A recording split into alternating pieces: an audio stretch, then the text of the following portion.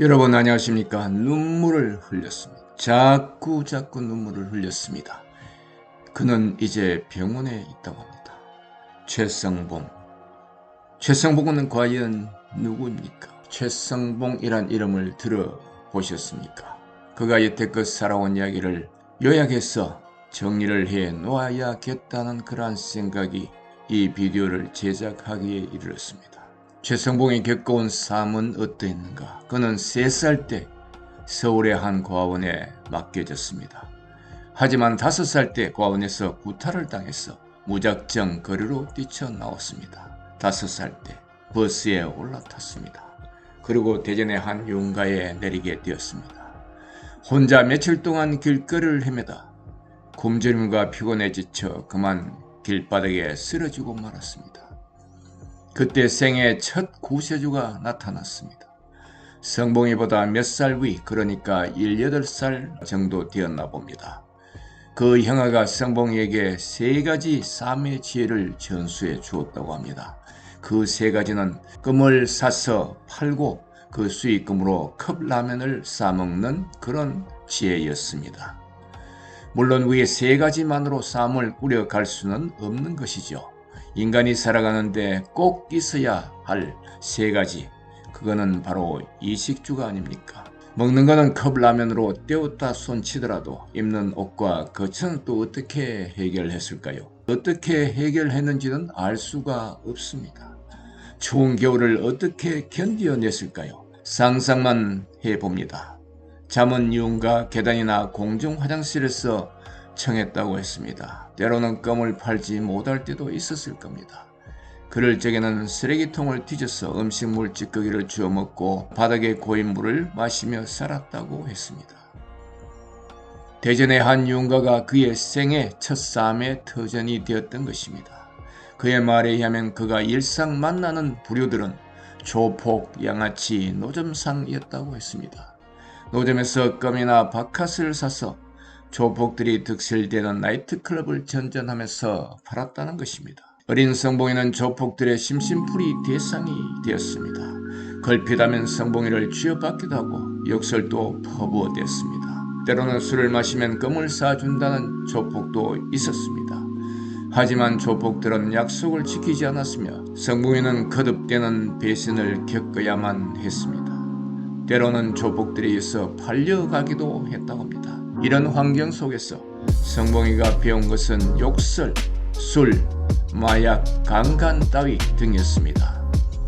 더군다나 그런 생활이 10여 년이나 지속되었습니다. 성봉이란 이름 전에 그의 이름이 있었답니다. 길거리 노점상 아주머니가 그에게 지송이라고 지어졌다고 합니다. 죄송의 사투리인 것 같은데 그 아주머니가 왜 죄송하다고 했는지는 밝혀지지 않고 있습니다. 지송이란 이름으로 10여 년간 불려졌습니다. 지송에서 성봉으로 바뀐 사연이 있습니다. 14살 때의 일이라고 합니다. 야간학교 선생님이 지송을 데리고 파출소로 갔습니다. 지문 검색을 통하여 지송의 원래 이름과 나이에 대한 기록을 발견했던 것입니다. 그렇다면 부모님에 대한 기록도 찾을 수 있었을 거 아닙니까? 네, 그렇습니다. 부모님을 찾았습니다. 그러나 파출소에서 연락을 해보니 성봉의 부모님은 연락을 거절했다고 했습니다. 어느 추운 겨울날이었습니다. 성봉이는 알루미늄 통에 불을 지펴 끌어안고 나이트클럽 계단에서 밤을 보내게 되었습니다. 그런데 그날 밤 나이트클럽 안에서 불이 났습니다. 하지만 그 불은 성봉이와는 아무런 관련이 없는 불이었습니다. 단지 그곳에 있었다는 이유만으로 성봉이가 도민이라는 누명을 쓰게 되었던 것입니다. 조폭들은 성봉이를 끌고 한적한 산으로 향했습니다. 구덩이를 파서 성봉이를 묻었습니다. 묻혀지고 있는 동안에 본능적으로 양팔을 위로 살짝 올려놓았다고 합니다. 조폭이 사라지고 난 뒤 그 무덤을 헤치고 나왔습니다. 다시 삶의 터전으로 돌아와 조폭들의 눈을 피해가며 껌과 바카스를 팔며 하던 일을 계속했습니다. 그러던 어느 날 그는 또 다른 구세주를 만나게 되었습니다. 평소에 나이트클럽에서는 들어보지 못한 마음 깊숙한 곳에서 우러나오는 그런 소리가 들려왔던 것입니다. 그 소리에 매료되어 성봉이는 주위 사람에게 그 소리가 무엇인지를 물어보았습니다. 성악이라고 답해 주었습니다. 성봉이는 성악이 무엇인지 인터넷을 통해서 알게 되었습니다. 언제나 홀로였던 그에게 갑자기 자신을 알아주는 대상이 나타난 대사건이었던 것입니다. 성악과 소통의 변화가 일어났던 것이죠. 성봉이는 성악을 배울 수 있는 길을 찾기 시작했습니다. 인터넷을 뒤져서 성악 교습을 받을 수 있는 곳을 찾아갔습니다. 그 선생님은 성악과 학생이었습니다. 성봉이는 선생님 앞에 무릎을 꿇고 예언했습니다. 혈세라도 쓰고 싶은 애절함이었습니다. 하지만 선생님의 두 가지 질문에 그는 답을 하지 못했습니다. 그 질문은 가르치는 입장에서 누구든 기본적으로 물어보는 그런 내용이었습니다. 돈을 가져오너라. 부모님을 모셔오너라. 성봉이는 돈도 없다. 부모님도 안 계신다고 답했습니다. 성봉이는 단지 소림사에서 벌어지는 영화의 한 장면처럼 열정을 가지고 혈세를 써보며 제자로 받아줄 것을 간청만 하면 되는 줄로 알았던 것입니다. 성봉이는 여러 날 왕복 6km나 되는 길을 걸어서 선생님을 찾아가 간청했습니다. 선생님은 성봉이의 열정을 인지하긴 했지만 과연 그가 어떤 곳에서 거처를 하고 있는지 알 수가 없었습니다. 그래서 그곳을 방문하기에 이르렀던 것입니다. 야간 학교의 한 구석이었습니다. 먹을 것도 마실 것도 없는 그곳에서 성봉이는 나날의 싸움을 버티고 있었습니다. 실제 상황을 파악한 선생님은 돌아오는 길에 평생 흘리지 않았던 눈물을 한꺼번에 하염없이 쏟았다고 말했습니다. 그 선생님의 이름은 박정소였습니다. 그날 오후 박정소 선생님은 성봉이에게 무료 교습을 해줬을 뿐만 아니라 여러 날 짜장면을 사주며 삶의 길잡이가 되어 주었습니다. 성봉이는 학교에 가고 싶어 했습니다. 하지만 정상적인 교육을 받은 적이 없던 터라 초등학교와 중학교 졸업장이 없어 학교에 갈 수가 없었습니다. 성봉이는 미친 듯이 공부에 열정을 쏟았습니다. 초등학교, 중학교를 검정고시로 통과했던 것입니다. 그리고 또래들과 소통하고 싶어 학교에 가고 싶어 했습니다. 뜻이 있는 곳에 길이 있다는 말처럼 성봉이는 예고에 진학할 수가 있었습니다. 그때 그의 나이 16살이었습니다. 학교에 진학은 했지만 학교란 세계는 그가 지나온 삶의 세계와는 너무도 달랐습니다. 성봉이는 예의 범죄를 배워본 적도 없었습니다. 선생님과 선배들에게 공손하게 대할 줄도 몰랐던 것이었습니다. 그는 학교라는 곳에서 모든 이들의 눈밖에 벗어나게 되었으며 문제아로 둔갑하게 되었던 것입니다. 누가 성봉이의 지난 날을 이해해 줄 수 있었을까요? 상당히 오랫동안 한국 사회는 배려라는 말을 외쳐왔습니다. 어린 성봉이의 삶을 통해 배려와 함께 한국 사회의 단면을 돌이켜보게 됩니다. 성봉이는 오랜 세월 국가의 도움도 외면당했습니다. 만 17세가 되던 2007년이 되었어야 기초생활수급자로 선정되었던 것입니다. 생애 처음으로 집이라는 이름하에 잠을 청할 수가 있었던 얘기입니다. 다시 말해서 그 이전에는 정부로부터 어떠한 지원도 받지 못했다는 것이죠. 오랜 세월 땅바닥에 굴러다니는 생활을 하는 동안 성봉이는 질병도 있었고 사고도 있었습니다. 여러 번의 교통사고를 당했지만 입원 치료를 전혀 받지 못했습니다. 신체적 정신적인 고통으로 오늘날 성봉이는 병원 치료를 계속 받고 있다고 합니다.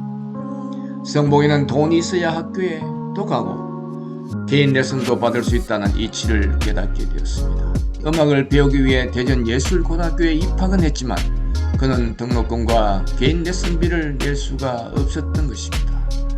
성봉이는 결심했습니다. 등록금과 레슨비를 벌기로 말입니다. 야간에 택배회사와 물류회사에서 일을 하다가 추락사고를 당하는 일까지 겪게 됐습니다. 성봉이는 학교에 결석은 하지 않았지만 학교만 가면 꾸벅꾸벅 졸기도 하고 해서 선생님으로부터 꾸중도 여러 번 받기도 했습니다. 그러고 나서 자퇴를 고민하기도 했다고 합니다. 하지만 강인한 열정으로 대학에 입학하는 데까지 당도하게 되었습니다.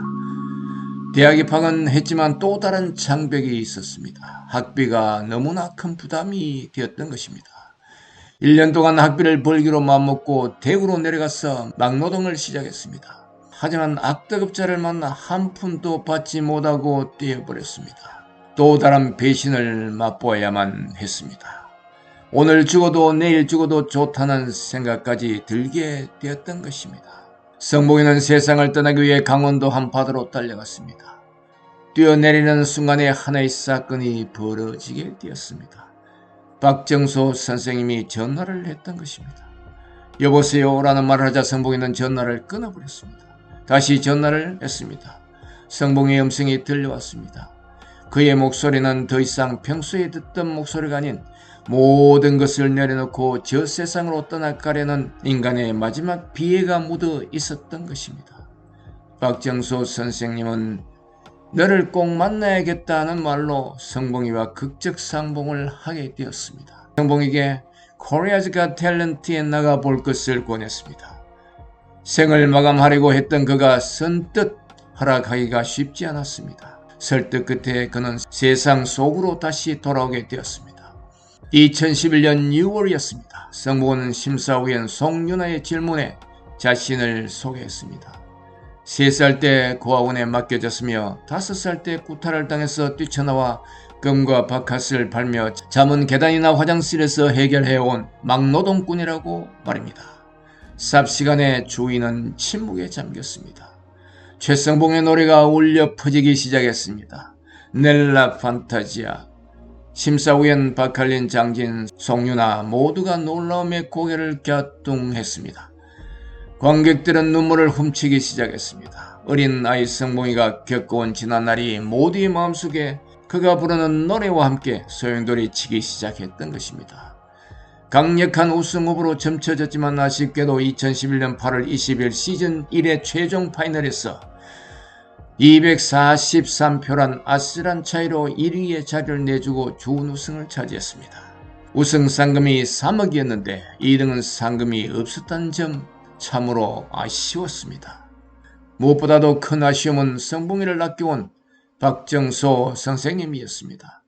애석해하는 선생님에게 성봉이가 오히려 위로의 말을 건넸습니다. 선생님, 2등을 한 것은 하나님께서 저에게 올라갈 수 있는 기회를 주신 것 같습니다. 라고 말입니다. 성봉이의 공연은 세계 주요 언론과 유튜브란 매체를 통해서 전 세계로 퍼져갔습니다. BBC, CNN, ABC, CBS, 로이터 등이 앞다투어 보도했습니다. 그들은 한국에서 수잔보일 폴포츠가 탄생했다며 찬사를 아끼지 않았습니다. 급기야 최성봉의 영상은 CNN에서 가장 많이 본 동영상으로 선정되었을 뿐만 아니라 CNN 메인으로 한 달 동안 등극하게 되었습니다. 최성봉의 비디오 중 하나는 거의 2억에 가까운 조회수를 기록하기도 했었습니다. 그런데 할 말을 잃게 하는 일이 또 발생했습니다. 올해 만 31세가 되는 최성봉 씨로부터 안타까운 소식이 전해졌습니다. 행복한 소식만을 듣고 싶어 했던 무수한 팬들의 슬픔이 깊어만 가고 있습니다. 도대체 그에게 무슨 일이 있었던 것일까요?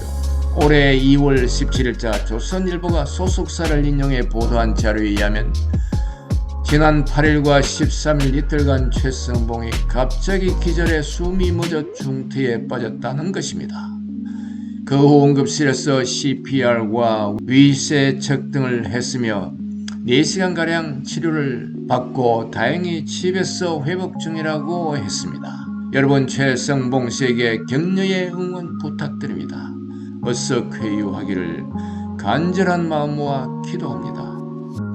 여러분 감사합니다. 아라몰라TV 배진용이었습니다.